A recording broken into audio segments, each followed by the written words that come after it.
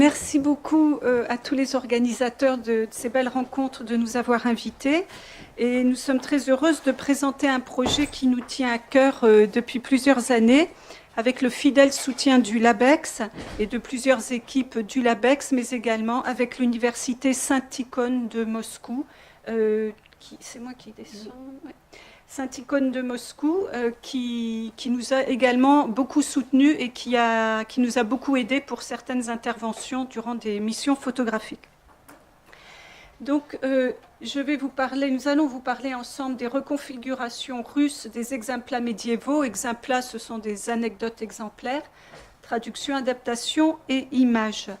Et avec, pour commencer, une image de l'anneau d'or, mais avant de se plonger dans ces contrées exotiques pour certains, je voudrais reprendre les termes de l'histoire située pour dire d'où nous parlons. Nous sommes deux médiévistes, Victoria et moi. Nous nous aventurons dans la longue durée chère à Jacques Le Goff, mais donc avec des difficultés spécifiques. On n'a pas la même connaissance de la période médiévale et de la période moderne, donc on s'avance parfois dans des contrées un petit peu compliquées. C'est également les termes de l'histoire connectée que nous souhaitons utiliser.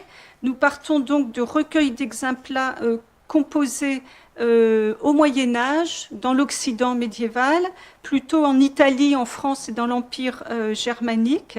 Et à partir de là, on tente d'établir, disons, leur traçabilité, d'abord dans la France du XVIIe siècle, avec le rôle important des jésuites, puis en Pologne et surtout dans la Russie du XVIIe au XXe siècle.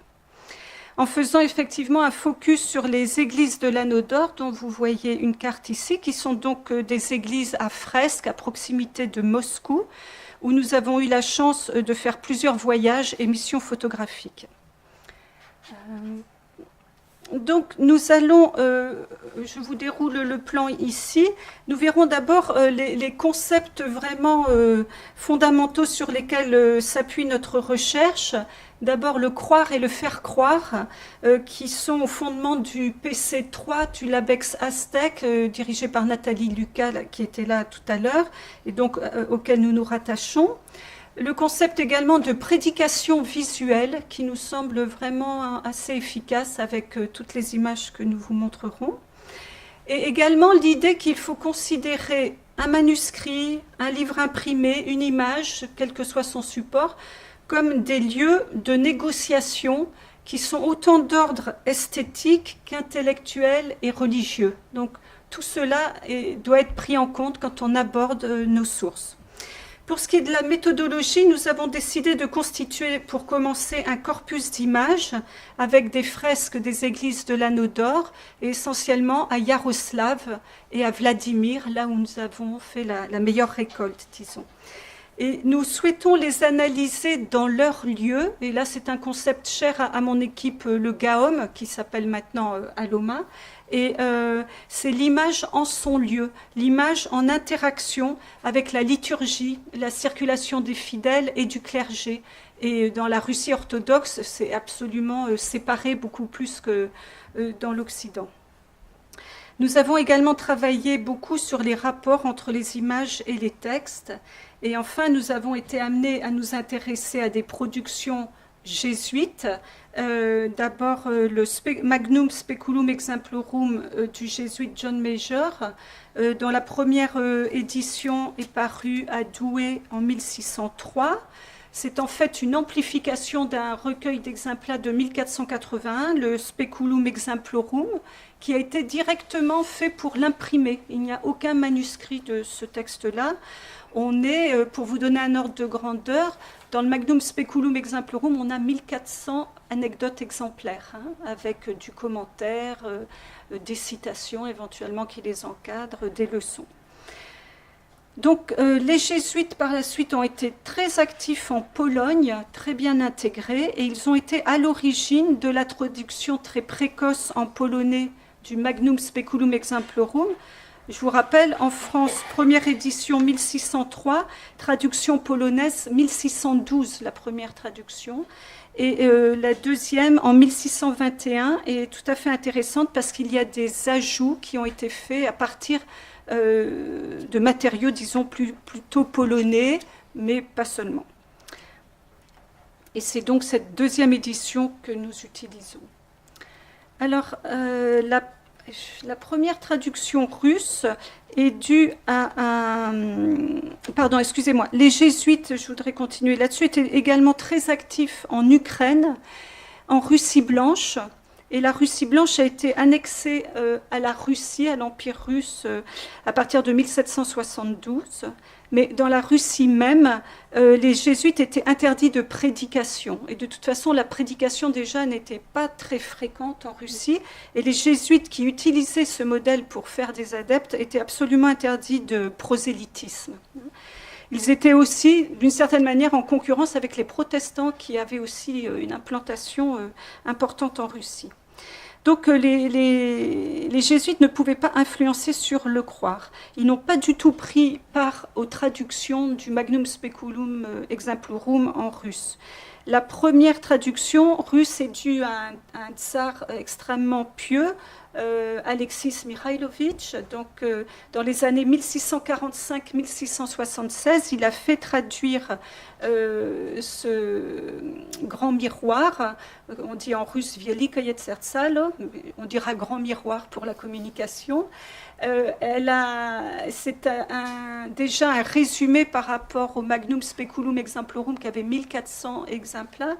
On n'en a plus que 700 à 800 selon les manuscrits et une faible diffusion. Et c'est le confesseur du tsar qui a dirigé des traducteurs patentés qui étaient du ministère des Affaires étrangères, pour donner un équivalent. Hein, c'est ça. Voilà. Donc cette première traduction est tout à fait intéressante parce qu'on pense quand même que le tsar, quand il a demandé cette traduction, a été influencé par le précepteur de ses enfants, Simon de Polotsk, qui lui avait été formé en Ukraine, à Kiev, sur le modèle des collèges jésuites, et également, certainement, il a fréquenté un collège jésuite. Donc, on retrouve nos jésuites de ce côté-là.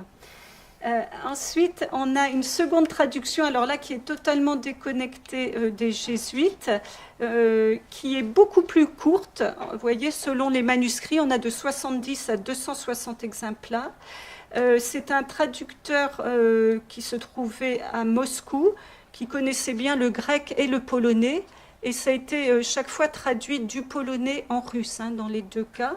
Et là, un immense succès. Pour l'instant, on est à 134 manuscrits conservés, et l'enquête pourrait nous en faire découvrir d'autres.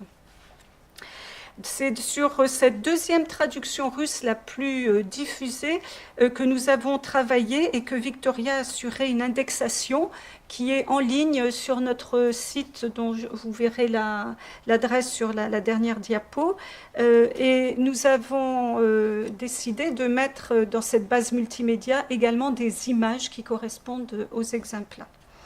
Alors passons maintenant à la mise en image de ces exemplaires. Donc, c'est notamment pour la mise en image massive que se caractérise la réception russe de ces exemplaires médiévaux.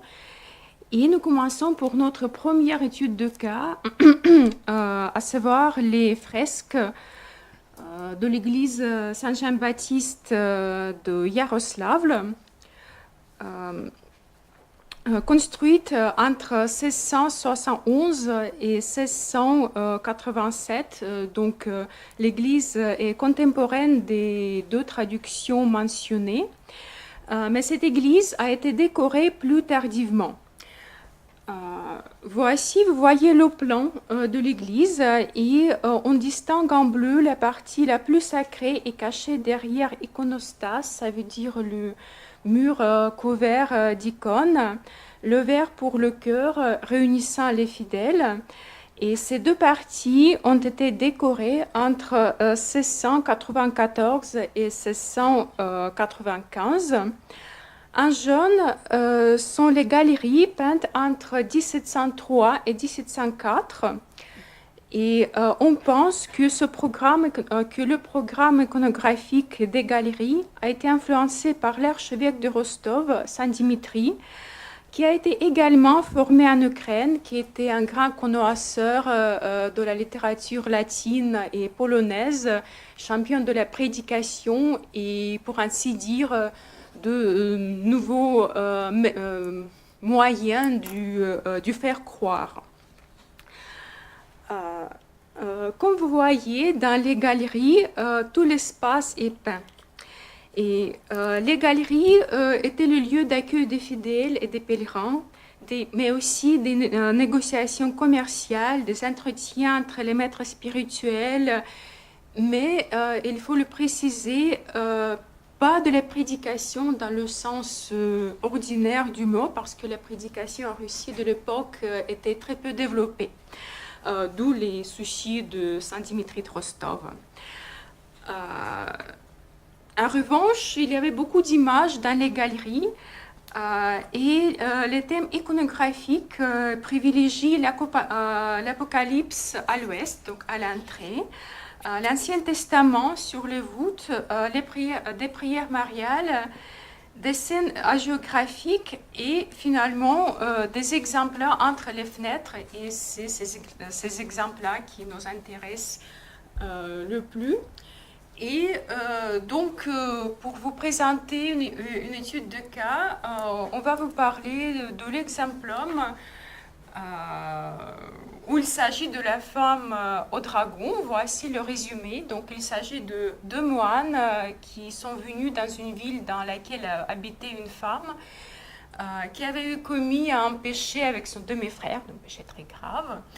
Ayant une honte extrême, il n'a jamais confessé son péché et à l'arrivée des moines étrangères, elle décide de se confesser après d'eux.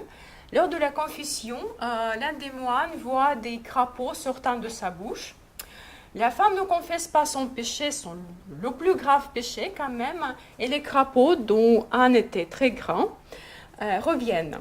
Les moines partent et celui qui avait eu la vision des crapauds raconte tout à son confrère et il décide de retourner pour persuader la femme de se confesser, mais la trouve morte. Les moines alors prient Dieu de leur révéler la vérité et la femme leur apparaît assise sur un dragon, deux serpents autour de son cou, etc. etc. Donc beaucoup de tortures vraiment atroces qui étaient marquées en rouge parce que c'est notamment cette partie la plus graphique qui a été mise en image par les peintres russes. Donc, les moines demandent la signification de ces tortures et la femme explique que c'est pour la vie de luxe, pour amour des ornements, etc. Les moines demandent s'il est possible d'apaiser ses souffrances, mais à ces paroles, le dragon emporte la femme en enfer.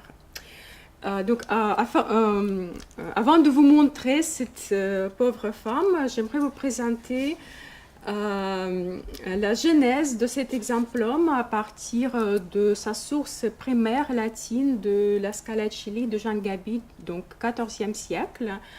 Après Speculum Exemplorum, après Magnum Speculum Exemplorum, donc les sources déjà mentionnées, à travers la traduction polonaise et finalement le texte russe. Et voici donc cette femme au dragon. Donc vous voyez que l'image est centrée vraiment sur la fin du récit, donc sur les tortures de la femme en enfer.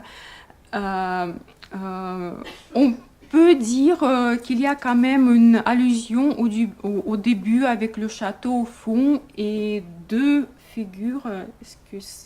J'espère que c'est visible. Il y a deux figures à nous en prière, donc peut-être c'est deux moines. Et au fond, en bas, à gauche, on voit un visionnaire ayant une vision. Et il y a un livre posé à terre devant lui. Ce qui est aussi unique dans cette église est ce qu'il y a beaucoup de textes aussi dans les galeries. Ce texte est placé notamment au-dessous de la fresque, en écriture très soignée, annonciale, donc lisible pour la plupart des fidèles qui étaient souvent lettrés. Donc, ce type de disposition est unique et il correspond à une forte proposition didactique, peut-être sous l'influence de l'archevêque Dimitri de Rostov, pour non seulement montrer l'image, mais aussi donner le texte, donc prêcher à la fois à travers l'image et à travers le texte.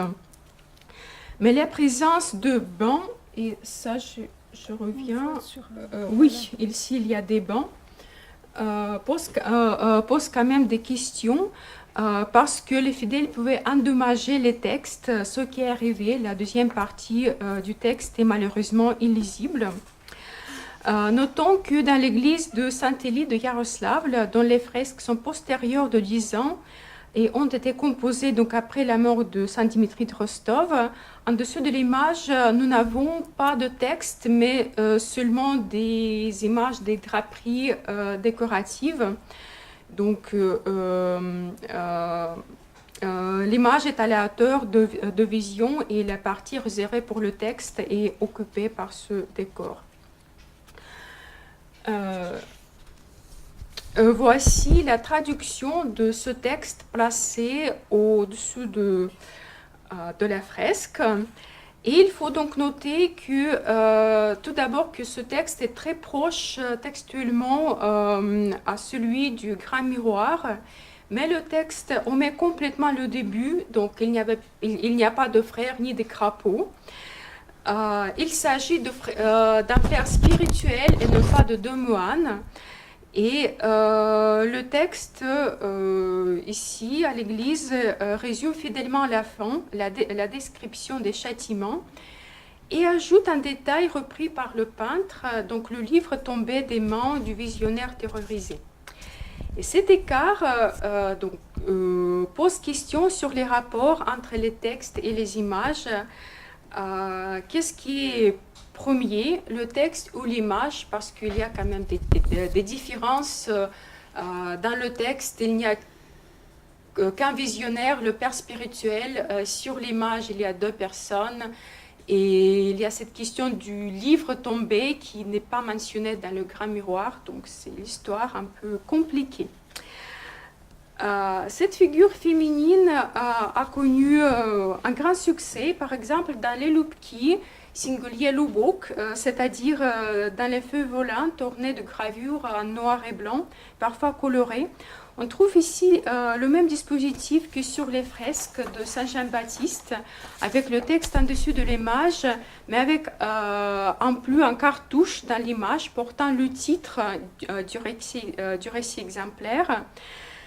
Et d'autre part, même si des détails iconographiques rapprochent ces deux images, donc ça veut dire le lubok et la fresque, vous voyez les chiens tachetés et la panne de la femme, donc il y a des similitudes. Le livre tombé à terre n'apparaît ni dans le texte ni dans l'image. Voici la traduction du texte placé dans le lubok. Et d'abord, le texte résume beaucoup l'histoire en se focalisant sur la fin tragique et spectaculaire. Le texte dit aussi que c'est une parabole terrible et effrayante du Grand Miroir. Donc le Grand Miroir est bien mis en valeur en tant que source. Et le texte ajoute aussi que le père spirituel terrifié raconta à tout le monde cette histoire. S'agit-il d'une manière de donner un indice d'une forme de prédication avec exemplaire qu'un père spirituel doit raconter à ses enfants ce qui s'est passé? S'agit-il d'une conversation émaillée de récits? Il est difficile de répondre à cette question. Donc, nous avons aussi de nombreux manuscrits qui nous livrent des images de cet exemplum. Mais aussi d'autres images. Il s'agit surtout des copies du Grand Miroir, mais aussi des florilèges des recueils liés au culte de défunts, d'autres recueils didactiques, avec en général la scène finale bien connue, donc la punition de la femme pécheresse. Ici, ce manuscrit de la bibliothèque de l'Académie des sciences de Saint-Pétersbourg est aussi unique parce que toute l'histoire de la femme pécheresse est illustrée en plus de 20 miniatures en pleine page en face du texte. Donc on a des crapauds, etc., etc. Donc tout est représenté. Mais on a aussi l'impression que le peintre connaissait la fresque de l'église de Saint-Élie, tant il y a de ressemblances dans le traitement de la tête du dragon et la coiffure infernale de la fin d'année. Nous partons dans un autre contexte avec notre deuxième et dernière étude de cas. Je vous emmène à la cathédrale de la Dormition, qui est vraiment très très belle, qu'on appelle aussi le couvent de la Dormition. On emploie le terme cathédrale pour la plus belle église du couvent. Un même couvent pouvait comporter plusieurs églises. Donc ici à Vladimir, toujours sur l'anneau d'or. Il s'agit ici d'un couvent princier fermé aux simples fidèles, réservé au monial de la très haute aristocratie. Il a été fondé au XIIIe siècle, bien sûr remanié plusieurs fois. C'est de la très belle architecture et il fut peint à fresque en 1747-1748.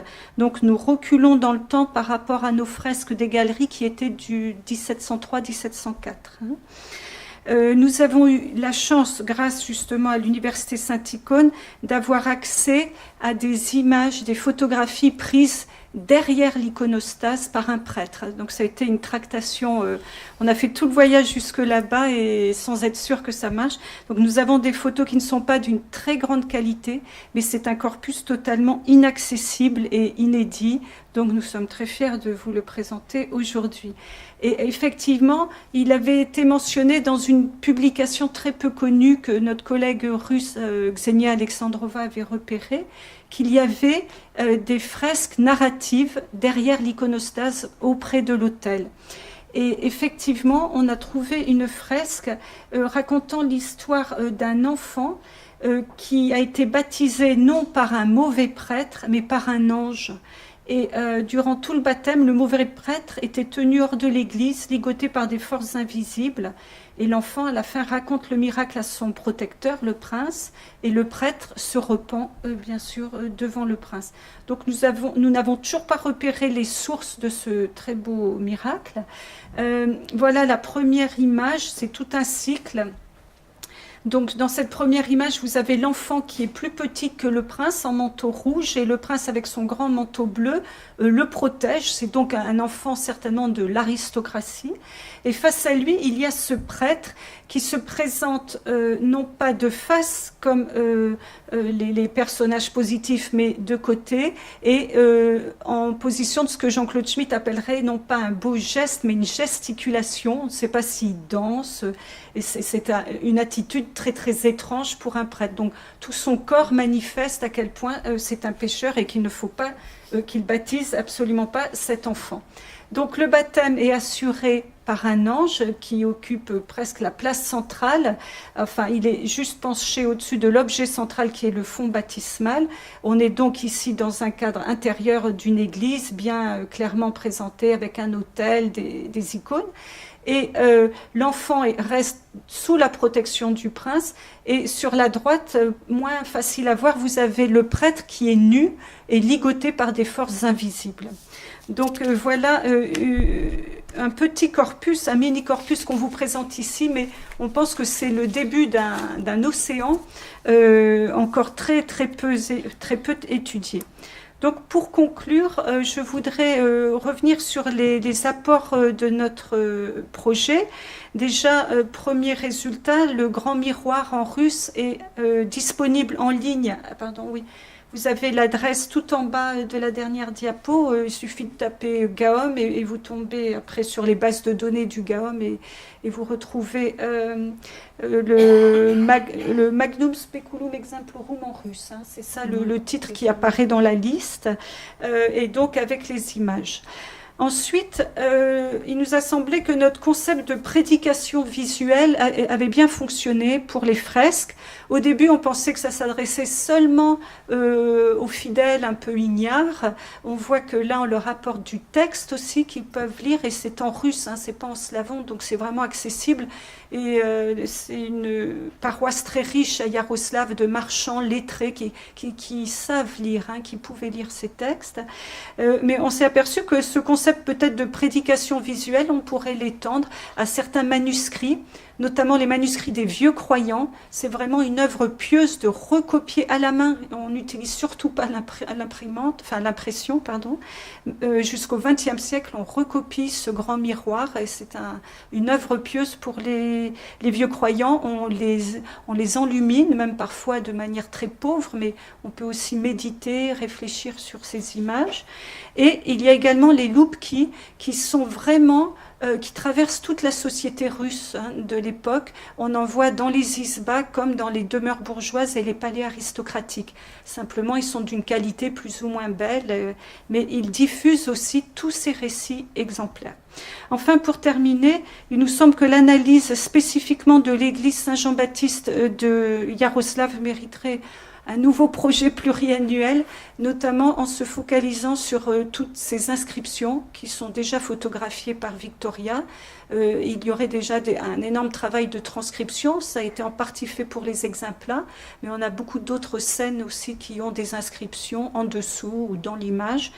Et il nous semble que là, il y a un très beau travail à faire sur le texte, dans l'image, autour de l'image et dans son rapport à l'image. Enfin, si vous avez été comme nous séduits par La femme au dragon, vous la retrouverez bientôt dans la revue des études slaves. Merci de votre attention.